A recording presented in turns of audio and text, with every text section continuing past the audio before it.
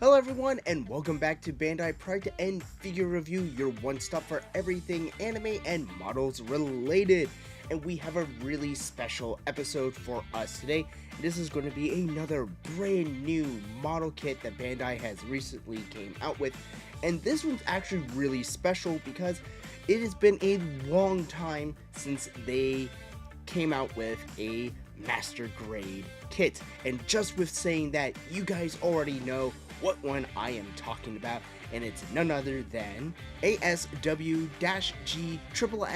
Gundam Vidar from Iron Blood Orphans. And this is a master grade model kit, which I am super psyched about because it's been a long time since they actually made a master grade model kit.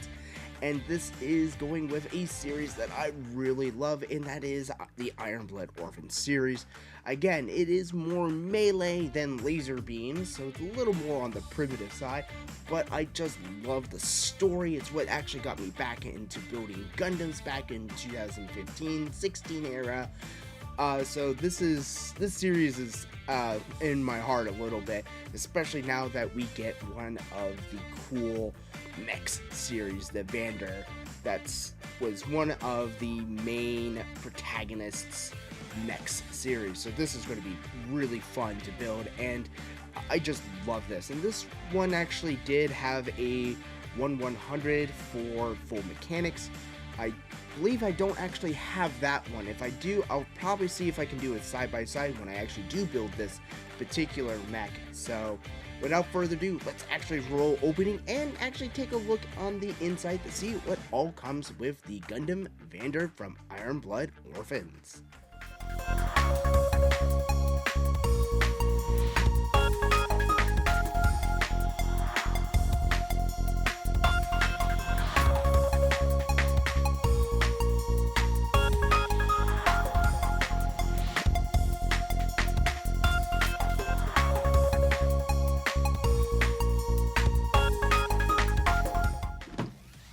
Let's start taking a look at the Gundam Vidar, and I just love taking a look at the box art just to see how everything looks, and it actually looks really nice with all of the really cool detail on here. Gives a couple ideas if you ever wanted to do a diorama with imitating a lot of these really cool effects. But I also love taking a look at the sides, because this gives us a really good understanding of our articulation and what this all is going to come with. And yeah, this actually does have a rapier style weapon system. Like I said, Iron Blood Orphans is famous for its melee, since the main unit from there, which is the Barbatos, just uses a giant mace half the time for its combat, up until like the very end, where it uses a mix of mace, cannon, and also a tail stinger. That was actually pretty cool. But getting to this, the Vidar is looking really nice. We have a nice front view, back view, and the exoskeleton with its articulation, and it actually does come with a pilot figure. So this is going to be really cool to paint that, to add in there. And that was the one thing I did like about the Iron Blood Orphan MG for the Barbatos, was it did come with a tiny little Mikazuki figurine. So the fact that it comes with a pilot is really nice, to that extra touch that you didn't see with the 1/100 full mechanics, where that would have been really cool if they would have included a pilot. But overall, it's looking really good, and we can take a look on the other side and we can see all of its really cool weapons. And yeah, this looks really nice for its posability and articulation. So this is going to be a really fun kit to do. So without further ado, let's start opening up this bad boy and take a look at all the pieces that we're going to be coming across. Starting off, we have the packaging, which is really nice. Bandai always does a nice job with its packaging, and it's looking really nice with 4-part separation, as we have a bunch of the inner frames, which is notorious for this series for its frames where you have a lot of customization with armor and stuff. So it's like a bare frame and then just add various pieces of armor. So this makes it for really fun customization. So more pieces, we have more silver for hydraulics, we have its rapier, and we have a blaster cannon that we were seeing earlier. And we have various armor pieces here, which is a nice blue, and this is going to give us a lot of nice part separation. And we do actually have the pilot here and here, so we can kind of see how well those actually are going to look as we build that. So he's going to be pretty fun, and that's why I have a giant magnifying glass to help paint these little dudes. So that's going to be really fun. And keeping going, we actually have quite a bit of nice rub-on stickers, more armor, burner cans, and we have lovely clear pink plastics for various visors and weapon features on here from what I'm guessing. And so that's already looking really nice. And we have more armor pieces and more of for the arms joints and various other pieces. So I'm probably going to paint a lot of these hoses and stuff copper colors. And we have, last but not least, we have the sheaths for the rapiers actually on here. So that actually looks really nice moldings. It is really solid. Bandai did a really good job with the molding and attention to detail for this MG model kit. So now we can actually start moving into the instruction manual. And as we can see, we see the front about the same as the front cover, and we also have a full version of it being fully assembled. And starting off here, we actually get a nice little basic instructions before assembly. I do like always looking at this because this gives you always an understanding. And this is actually the part that I really do like. And the fact is, may or may not be able to read that because of the glare. Is it gives us a backstory of the character and the frame. So again, this is a cloak armor. So if I remember right, this is not actually the final version of this. And that's the lovely thing about Gundam model kits, especially in the Iron Blood Orphan series. There's a lot of armor change. So there's a particular one, I keep forgetting what the name of it was, but it's the one that had the giant scissors. You probably, based off of that explanation, you know exactly which one that I am talking about, especially with the forearm dual wielding. That one was really cool with the fact that it has a customization where it originally was like all in green, chunky armor, and then you go into a streamline. So I really like that. But I digress, and getting back into this one.